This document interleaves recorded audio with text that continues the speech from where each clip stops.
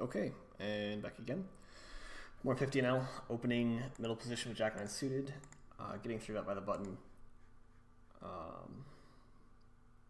Looking at stack size, full stack, pretty reggy stats. 3-bet at 15% is a bit wide, but not that outrageous. It's a small sample, could be anything really. He did just hit the pop button. I don't really know if that means anything. Generally when someone hits the pop button, I kind of just think if they're not thinking about 3-bet sizings, they're not really thinking about 3-bet dynamics, which probably means they're not thinking about bluffs, and so this is generally value.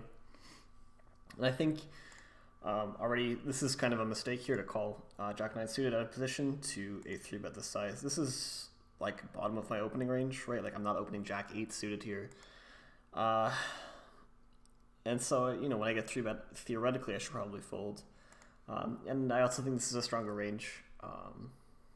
And so I should probably fold. I'm out of position, not great either. Should probably fold.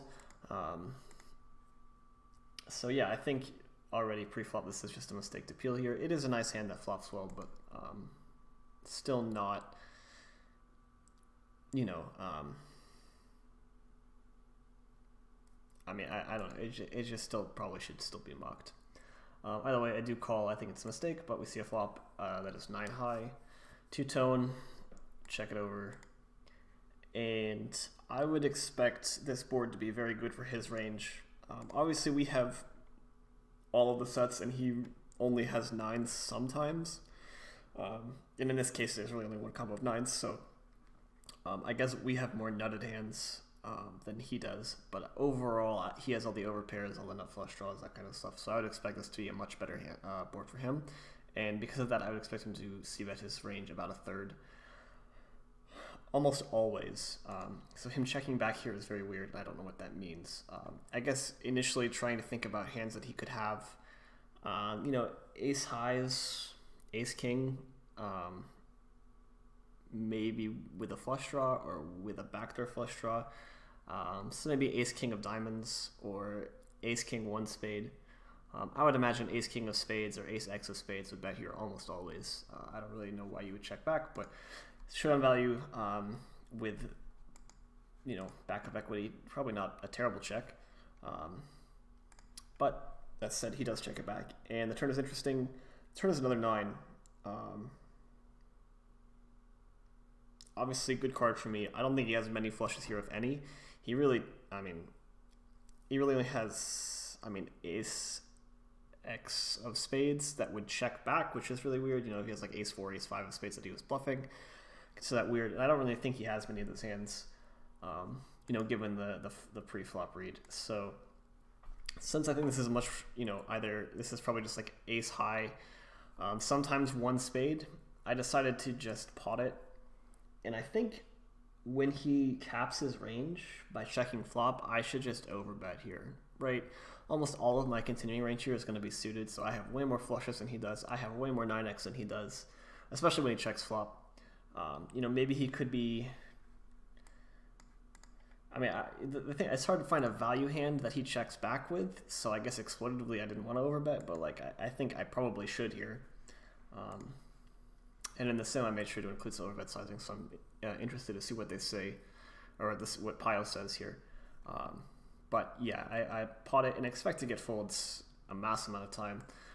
But to my surprise, he calls, which again is very weird. Right, like what could he have here?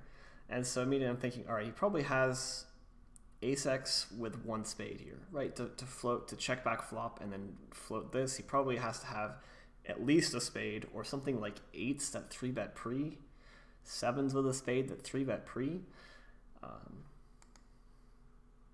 You know, just so weird. And especially that it's calling a pot size bet. I guess those hands theoretically have to once they check flop, but yeah, you know, it's just, I don't know what he has here, and I would just assume it's some really weak showdown value with a spade that's going to appeal here. And so obviously the river is just a stone disaster if that's what I think his range is. And, you know, I'm not really sure. I think I have to check here. I think he has, at this point, more nut flushes than we do. I'm not really flatting an offsuit ace here, so I would probably, I guess I could have something like ace 10 of spades, I would bet. But I think he just is spade heavy here. And so if I did river the nut flush, I would probably just jam, assuming he has something like ace king with the king of spades, if I somehow had the ace of spades here, and he would call anyway. And so it's interesting to think, all right, what am I checking here? I think I am checking deuces, threes, 9x, maybe like 7x with a spade if I potted it on the turn. I think those are reasonable bets. I might not pot it though, those hands though, which is interesting. So I really only have 9x and boats here that are checking, along with hands like 10s through jacks that I didn't 4-bet pre, and I probably wouldn't 4-bet pre that often. Maybe versus a 15% 3-bet I would, but yeah, it kind of is like after potting turn and checking river, I don't really have many strong. I have some boats, some really like pairs with a spade type flushes, but I never really have a nut flush here. I would probably just lead jam and try and stack his king x of spades, yada yada. But I do check, and then obviously, so my turn assumption obviously was that he has weak showdown value with a spade, and he goes for the bet. And I think if we were deeper, this would be a pretty good candidate to turn into a bluff.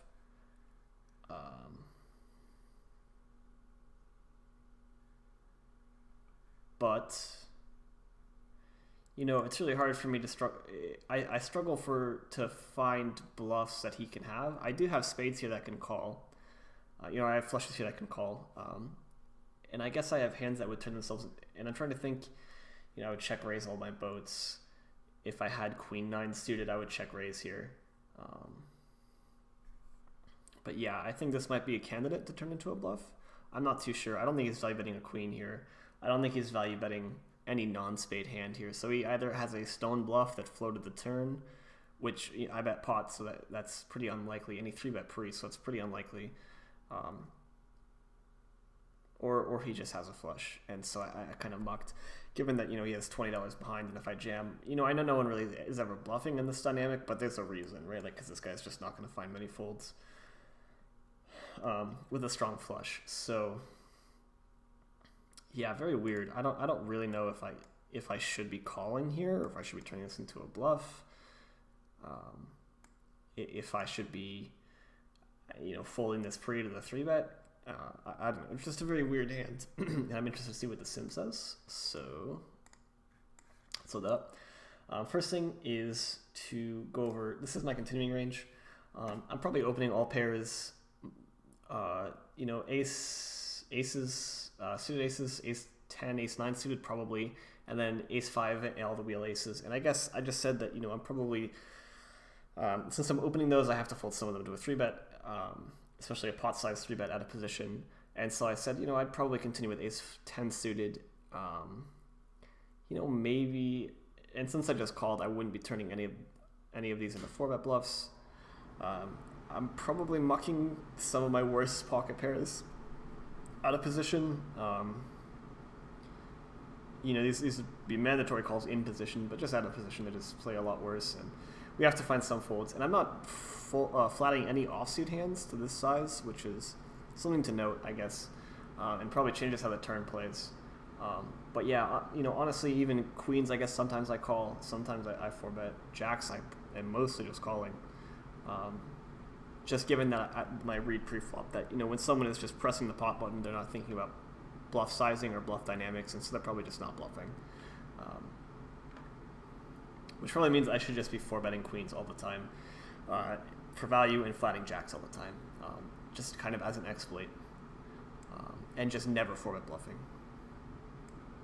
Anyway, this is kind of what I put their 3-bet range as. They did have a 15% 3-bet, so I guess I'm kind of going back and forth on if I think they only have value. If I think they only have value, obviously this isn't the range, but I think some of the wheel suited aces find their way into 3-bet bluff range pretty frequently. These worst suited aces sometimes, but I would expect to get mucks fairly frequently by a reg. You know, these suited connectors, 9s, 10s, you know, the stronger the pocket pair, the more often they are. And this is a pretty linear range. I don't think it's polar to a 15% 3-bet, but I would, you know, I guess my pre-flop read was that it was mostly value hands, but I guess I'm just throwing in some of these to emulate a more reg-ish type linear 3-bet range. Also, I included some overbet sizings on later streets, just because I think they might be relevant here when the button checks back on the flop. Anyway, starting off with a check, I don't have a leading range on this board. I don't think, I didn't put in a bet size just because my assumption is I don't have a leading range. So yeah, and this is kind of where it goes off the rails, is that like he's checking here a lot, right? 75% of the time, which is honestly less than I would expect. I would expect this to be a really good board for him. And equity-wise, it is, right? It's pretty neutral. I guess we all kind of have the same stuff, but I would assume his EV is much better than mine, and it is, you know, in a pot of 10, he has 62% of the EV.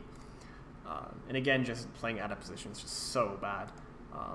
You know, my equity isn't that bad, you know, 48%, but my EV, I just lose 10% of this pot by playing out of position, which is really, really bad. Anyway, he checks back, and oops.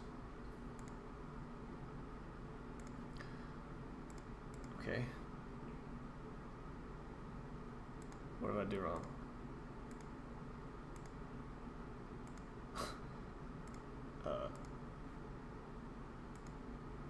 What? And PIO's fucking okay. I didn't change anything, but that's nice. Anyway, yeah, he checks back, and the turn is the 9 of spades, and so pretty interesting.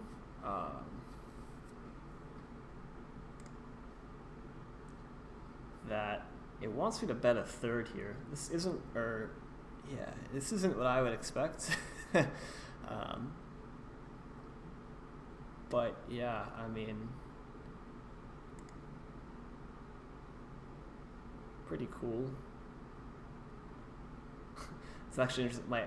My equity in this pot is larger than the pot. That's cool. But yeah, once he checks, you know, it's so weird. Anyway, yeah, I would have guessed betting a third was right, or over-betting or potting it was right. But I guess he's just got very little to call with when he checks back the flop, which makes sense because you know, all his overpairs probably should be betting fairly frequently. He does call. The number is the queen of spades. Jack 9, no surprise here. I think this is just always a check. He goes half pot, or about 2/3. I guess it is a call pretty frequently. Interesting enough. And it just... I mean, yeah, I guess it's kind of interesting that, like, 10s here, you know, some 10s without a spade is a call all the time, but, like, some 9x without a spade is, you know, I'm only calling 25% of the time. And I think this spot, I mean, I guess I don't know if I can make that read that this spot is just grossly underbluffed, but it just seems like I do have flushes to call with, and I do have a check raising range, right? So I don't know. And I think I did put a raising range here for out of position. I had an all-in, so I don't know if it takes the raising range, but yeah, it's interesting that if we don't want to get exploited, we should call with a 9 here sometimes. But yeah, very weird. And I guess I just lean towards mucking, but maybe that's just because I'm my assumption on the turn was wrong. Anyway, that's the hand, and I did look at this guy's hand after the fact, and he had queen deuce of diamonds. So I don't know. It's just turning a queen into a bluff on this river, which is just like whatever. pretty ludicrous, actually, that he even has queen deuce of diamonds. But anyway, he made me fold the best hand, and that means he's better. So that's just hand.